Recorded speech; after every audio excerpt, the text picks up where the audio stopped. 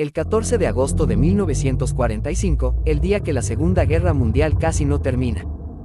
El 14 de agosto de 1945, el mundo estuvo a solo unas pocas horas de caer en una matanza todavía más grande. Aunque la mayoría de los libros de historia dicen que Japón se rindió simplemente después de las 2 bombas atómicas, la verdad oculta es mucho más peligrosa. Esa misma noche, un grupo de militares armados tomó por la fuerza el palacio del emperador para evitar que la rendición fuera transmitida. Si ese plan no hubiera fallado en el último minuto, la guerra habría continuado y millones de personas más habrían muerto en una invasión masiva. Hoy vas a conocer la historia real de las 24 horas más tensas del siglo XX. El aterrador contexto de agosto de 1945. Para entender por qué el 14 de agosto fue un día al borde del desastre, hay que mirar la situación desesperada en la que se encontraba Japón durante esa primera quincena de agosto. El país entero estaba devastado por años de combate y ataques incesantes. El impacto atómico de Hiroshima. El 6 de agosto de 1945, la aviación de Estados Unidos lanzó la primera bomba atómica sobre la ciudad de Hiroshima. El ataque destruyó casi el 90% de los edificios y acabó con la vida de más de 70.000 personas en cuestión de segundos. La segunda bomba en Nagasaki. 3 días después, el 9 de agosto, cayó una segunda bomba atómica sobre Nagasaki. El efecto destructivo volvió a congelar de horror al gobierno japonés. La invasión de la Unión Soviética. Ese mismo 9 de agosto ocurrió algo que asustaba igual o más a los mandos militares. La Unión Soviética rompió el tratado de paz que tenía con Japón e invadió los territorios ocupados en Manchuria con un ejército de más de 1 millón de soldados. Un país sin comida ni combustible, las principales ciudades japonesas habían sido quemadas por bombardeos previos. Los barcos comerciales ya no podían salir a buscar suministros y la población sufría un hambre severa. Los países aliados habían publicado semanas antes la llamada Declaración de Potsdam. En ese documento exigían una rendición incondicional e inmediata. La promesa era muy clara: si Japón no aceptaba rendirse de inmediato, sufriría una destrucción rápida y total. La fractura secreta en el gobierno de Japón.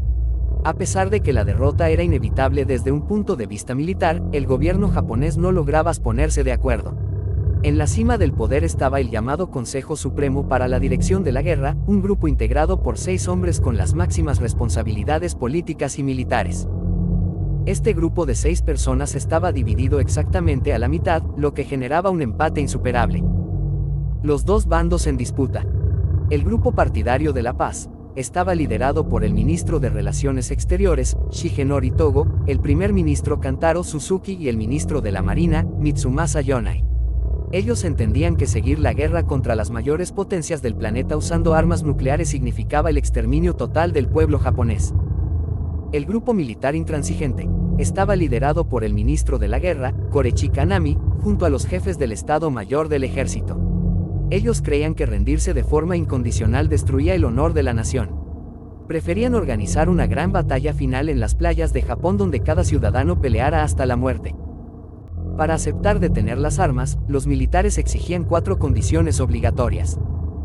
Conservar intacta la autoridad sagrada del emperador. Encargarse el propio ejército japonés del desarme de sus soldados. No permitir que tropas extranjeras ocuparan el suelo nacional. Juzgar ellos mismos a sus propios mandos sospechosos de crímenes de guerra.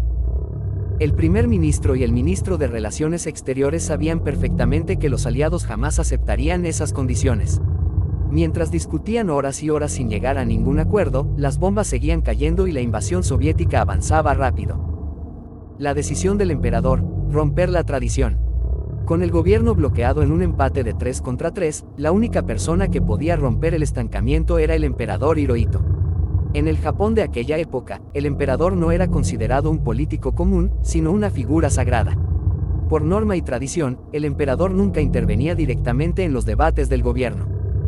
En la noche del 9 al 10 de agosto, en un pequeño refugio subterráneo protegido contra bombardeos, el primer ministro Suzuki hizo algo nunca antes visto.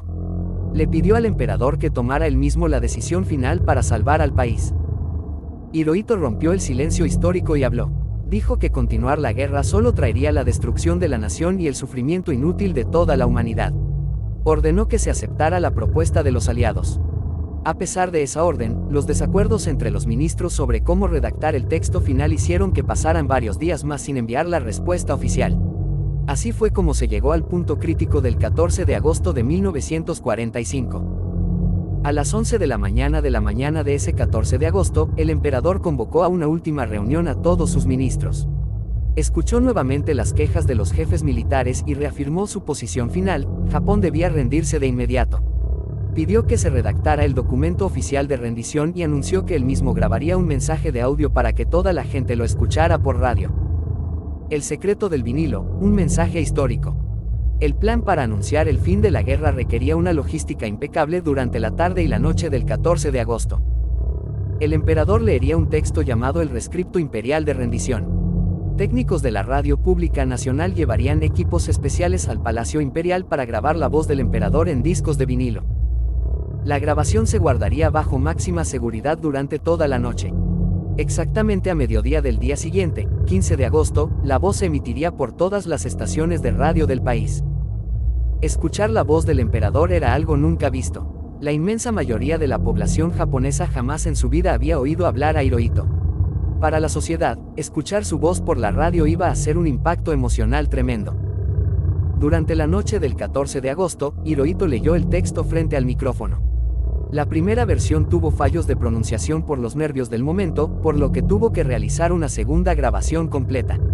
Los dos discos de vinilo se guardaron en bolsas de tela dentro de una caja de madera. Sin embargo, mientras esos discos quedaban listos dentro de las oficinas del palacio, un grupo de oficiales fanáticos ponía en marcha una rebelión armada. El golpe de Estado, el incidente de Kyūhō. Para varios oficiales jóvenes del ejército de tierra, la idea de aceptar la rendición era una vergüenza insoportable. Consideraban que los asesores del emperador estaban engañando al líder supremo. El líder de esta rebelión era el mayor Kenji Tanaka, un oficial convencido de que aún se podía ganar la guerra si se obligaba al pueblo a luchar hasta el final. Su plan consistía en tomar el Palacio Imperial esa misma noche, aislar al emperador, destruir las grabaciones en vinilo e impedir que el mensaje de paz saliera al aire. La noche de violencia en el palacio. A altas horas de la noche del 14 de agosto, Tanaka y sus conspiradores entraron a la oficina del general Takeshi Mori, comandante de la Guardia Imperial encargada de cuidar el palacio. Intentaron convencer al general de unirse al golpe de Estado. Cuando el general Mori se negó rotundamente a traicionar las órdenes del emperador, Tanaka sacó un arma y lo asesinó allí mismo. Usando el sello oficial del general que acababan de matar, los rebeldes crearon órdenes falsas.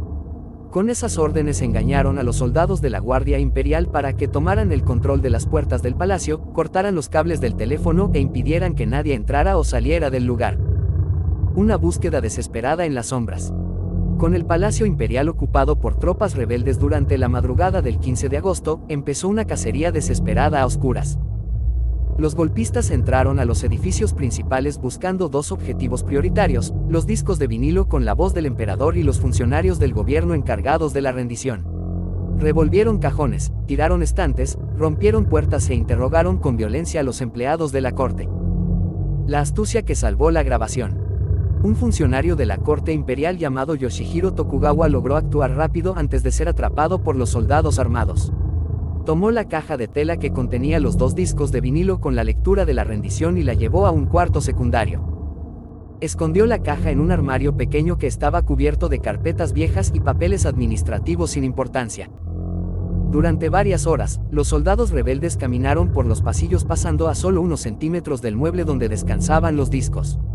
La prisa, la oscuridad y el desorden jugaron a favor del funcionario, y los golpistas nunca lograron dar con la caja. El colapso del golpe y los sacrificios finales.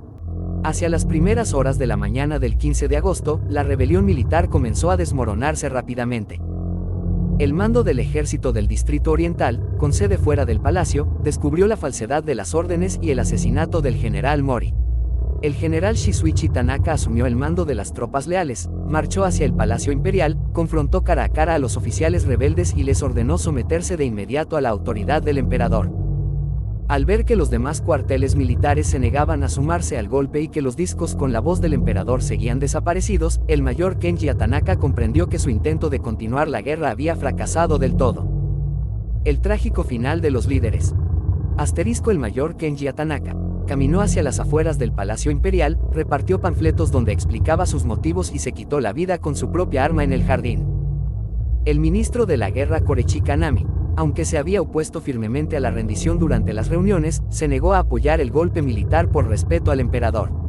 Durante la madrugada del 15 de agosto, realizó el ritual tradicional de suicidio en su casa como forma de asumir la responsabilidad por la derrota militar de su país. El mensaje que escuchó el mundo, el discurso imperial.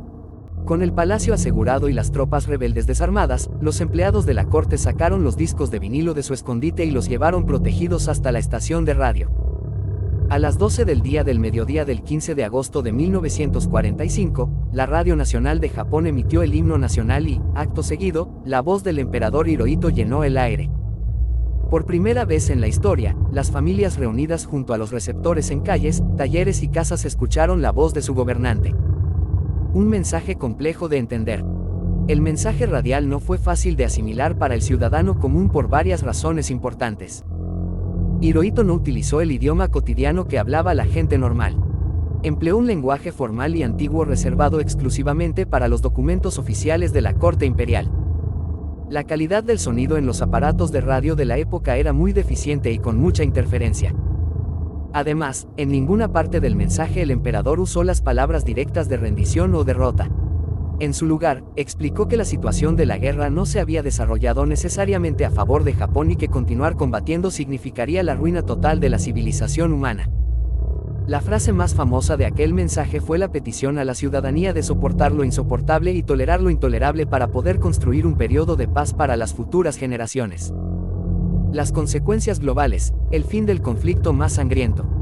A pesar del lenguaje formal y rebuscado, el significado real del mensaje quedó claro en cuestión de minutos en todo el mundo: la Segunda Guerra Mundial había terminado. Festejos masivos en todo el planeta, la noticia provocó celebraciones inmediatas en las grandes ciudades. En Times Square, en Nueva York, miles de personas salieron a cantar y abrazarse.